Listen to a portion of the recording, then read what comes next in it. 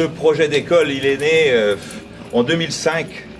Il est né en 2005 lorsque la commune voisine nous demandait de participer à un investissement de son école. Le fait que nous avions 5 élèves à l'époque dans son école, et puis pas qu'à nous, à d'autres communes, 3 autres communes que nous.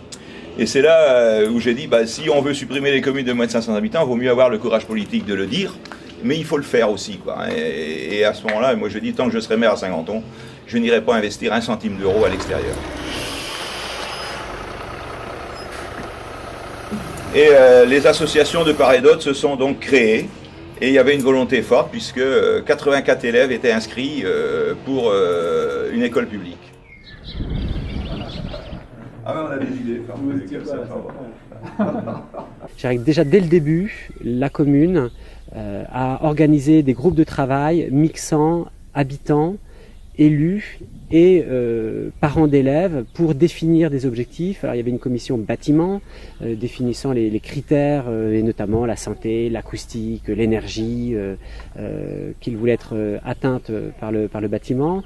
Un groupe qui a travaillé sur le côté garderie et accueil périscolaire, un groupe qui a travaillé sur les transports et puis un groupe qui a travaillé sur la restauration municipale. Donc la structure en règle générale c'est murs briques, sauf ponctuellement, on a des murs en béton pour assurer la stabilité derrière la pierre et le coup-de-feu sur les locaux techniques. Suite à une réunion de commission bâtiment, on a décidé d'aller faire le mur bénévolement en ayant quand même quelques appuis quand même, parce qu'on avait quand même 2-3 maçons on pouvait compter sur eux, donc ils connaissaient bien la pierre. Moi qui avais un petit peu une passion de la pierre aussi, et donc on a décidé de faire donc un mur en pierre.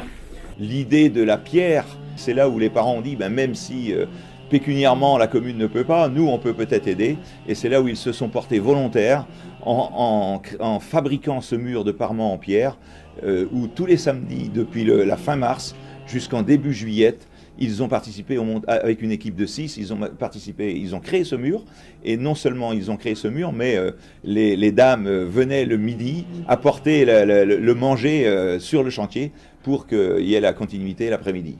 Alors c'est vrai que l'équipe municipale a été force de proposition sur toutes les thématiques. Ils étaient allés voir un mur en briques de terre crue à l'école de la Chevaleraie. Là encore, ils se disent pourquoi ce serait pas possible. Ils font faire une analyse de terre par Noria et compagnie, qui est le centre de formation qui dit la terre est bonne. Ils vont voir le CPIE Nature et Mégalith qui leur dit nous ça nous intéresse de le faire. Il y a un artisan au sein de Noria et compagnie qui est du secteur qui dit moi je suis prêt aussi à bosser. Et puis voilà, en mixant appel d'offres et clause d'insertion, on a tout ce mur intérieur là qui forme toutes les cloisons intérieures de l'école en briques de terre crue qui est absolument magnifique, quoi. Vous l'aviez déjà fait ? Non. C'est justement une des raisons qui fait qu'on est venu, c'est que ça n'avait pas été fait par le chantier. Donc pour les gens du chantier qui travaillent là-dessus, les gens qui sont en insertion, ça leur fait une occasion de formation supplémentaire. Et ça permet aussi d'avoir un regard différent sur l'insertion, quoi.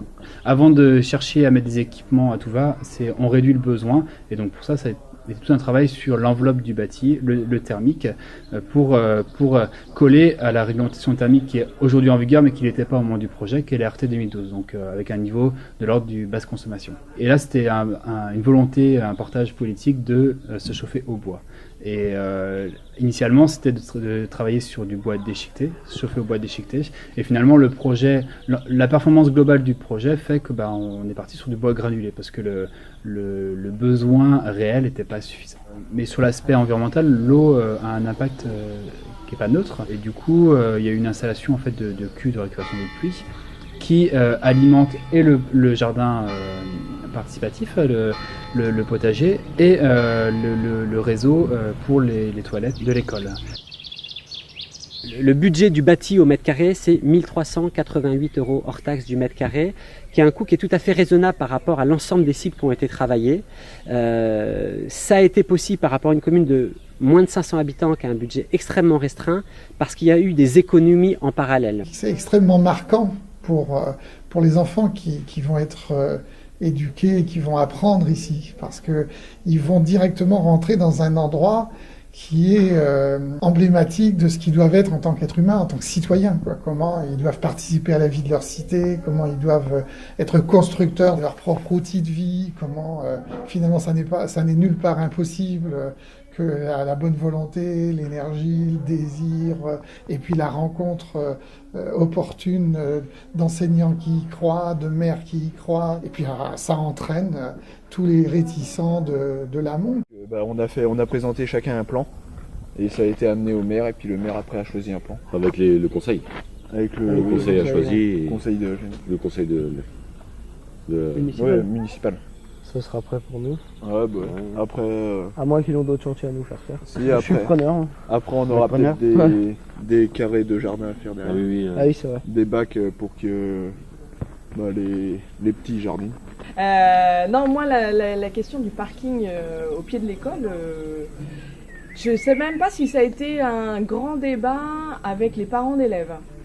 Chacun savait qu'il y avait aussi des concessions à faire de part et d'autre, et je pense que ça a été bien vécu, ça, quand même. Et en termes de sécurité. Et en termes de sécurité, voilà.